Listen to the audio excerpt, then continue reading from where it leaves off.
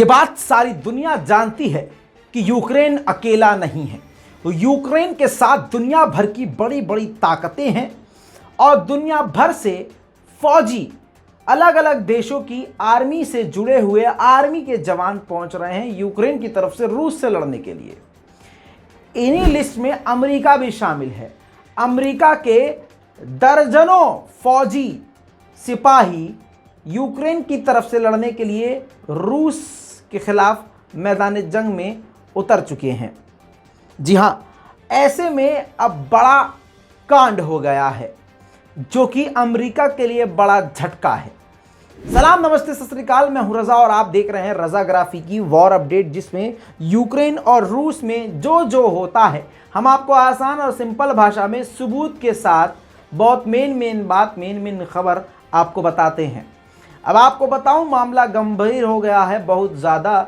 वो ऐसे कि दो अमेरिकी फौजी जो यूक्रेन की तरफ से रूस से लड़ रहे थे, रूस की आर्मी ने उनको चपटिया के लपड़िया के लतिया के अपने कब्जे में ले लिया है, जिसके बाद अमेरिका ने ये कंफर्म किया है कि हाँ वो उनके आदमी हैं और उनको वापस लाने के लिए वो कुछ भी करेंगे।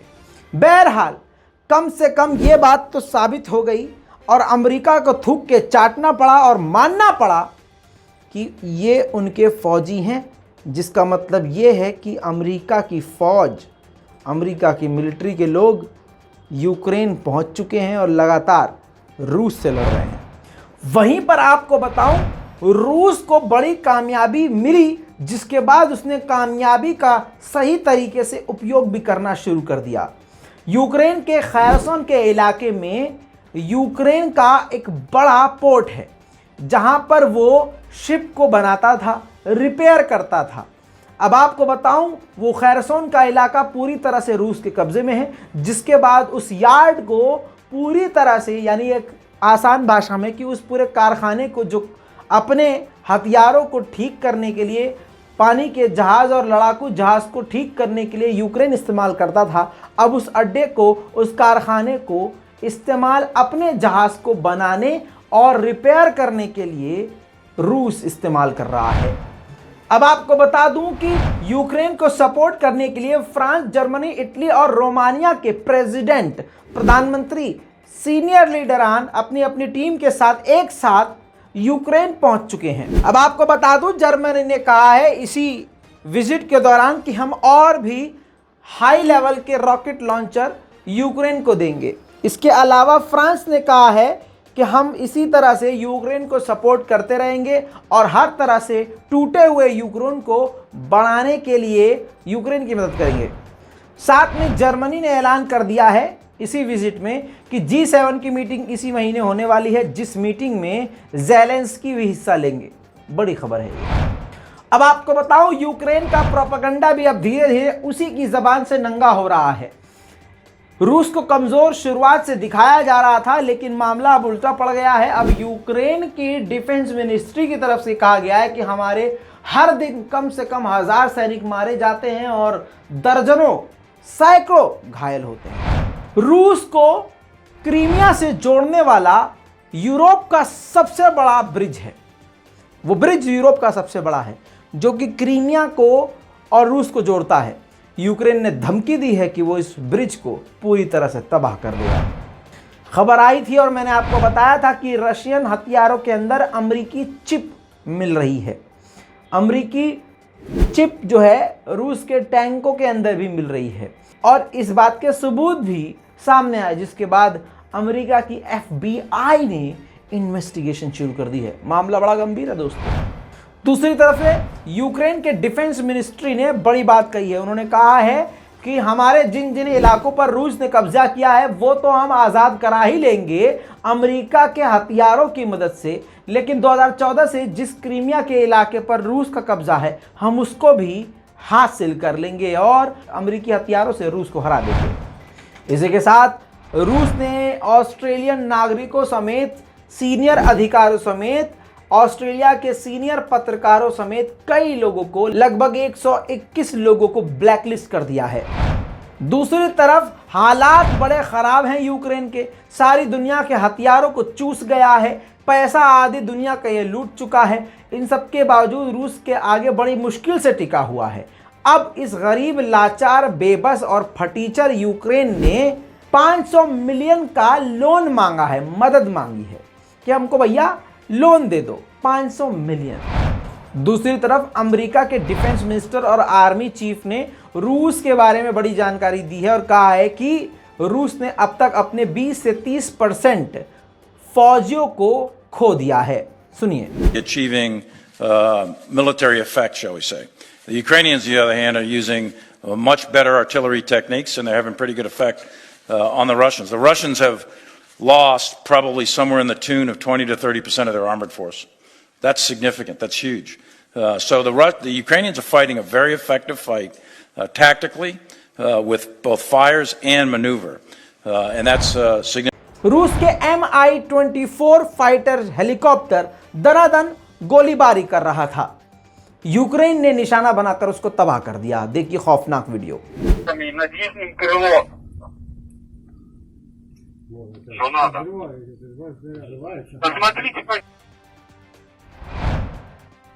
दोस्तों, अब इस रिपोर्ट की सबसे मेन खबर जो बीच में बता रहा हूं, क्योंकि चालाक लोग शुरू की खबर सुन के स्किप कर देते थे। ससुरे बहुत चालाक है ना, तो हम भी चालाक हैं। ऐसे नहीं अंधभक्तों के पिता हम कहलाए जाते हैं, तो थोड़ा सा दिमाग हमारे पास भी है। अब आपको बताऊं, रूस की रोबोट सेना, जी हां, रूस की रोबोट सेना, सही सुना आपने, रूस ने अपने रोबोट आर्मी को ट्रेन करना शुरू कर दिया है। अब रूस, आपकी स्क्रीन पर देखिए, रूस की ये रोबोट सेना है जो कि सटीक निशाना लगा रही है।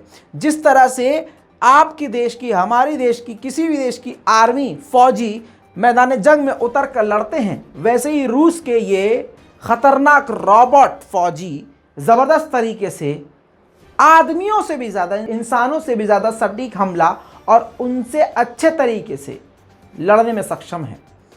दोस्तों, जहाँ पर एक तरफ अमेरिकी हथियार नज़र आ रहे हैं, वहाँ पर रूस के नए नए हथियार भी पूरी दुनिया को चौंका रहे हैं। अमेरिका, इजराइल समेत पूरी दुनिया को बड़ा झटका लगा है।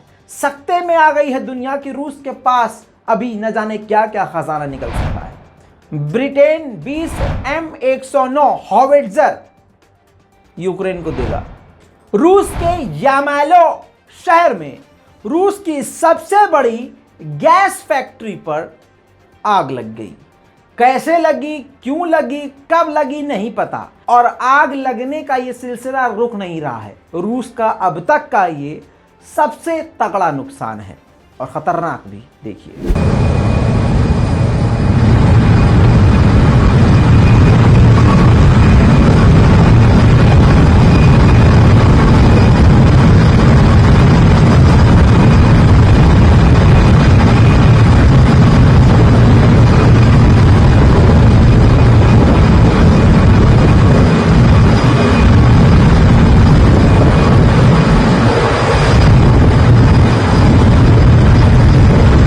फ्रांस ने AN-124 सीरियल नंबर है, ये मॉडल नंबर है, हॉविट्जर यूक्रेन को दे दिया और यूक्रेन का खुद जहाज विमान इसको फ्रांस लेने पहुंचा था।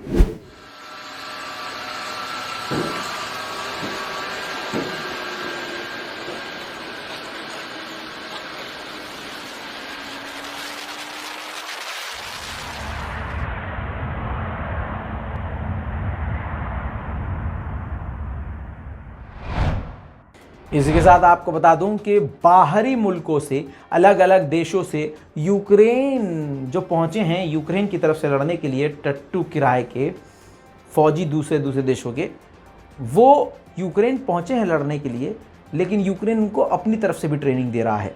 जैसे 2-3 फौजी अमेरिका से चले गए, 2-3 फ्रांस से चले गए, 15-16 इजराइल से आ गए, तो एक ग्रुप बन गया, एक बटालियन बन गई है। उनको अलग से यूक्रेन ट्रेनिंग दे रहा है। देखिए, वीडियो सामने आ गया है।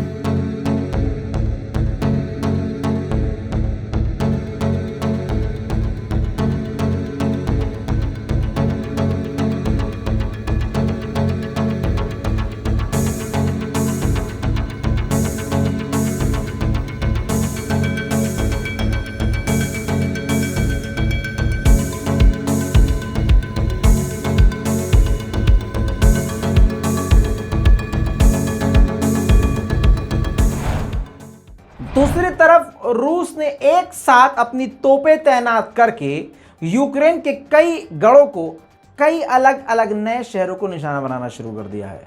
देखिए,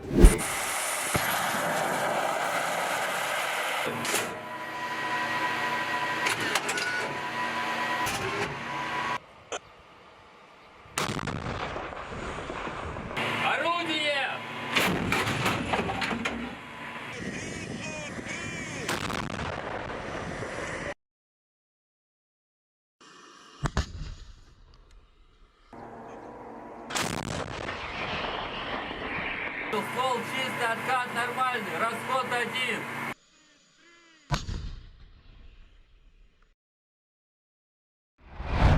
हालात बड़े गंभीर हैं भाई साहब। लगभग 120 दिनों से ऊपर दिन निकल चुके हैं, जंग रुक नहीं रही है। देखना यह है कि ऊंट किस बल बैठता है। इस पूरी रिपोर्ट पर आपकी राय क्या है? अपनी राय कमेंट में ज़रूर लिखिए। अगर वॉर रिपोर्ट से थक गए हों और अब आपको ये रिपोर्ट नहीं चाहिए डेली, तो नीचे कमेंट कीजिएगा, और अगर चाहिए तो वो भी कमेंट कीजिएगा। जय हिंद।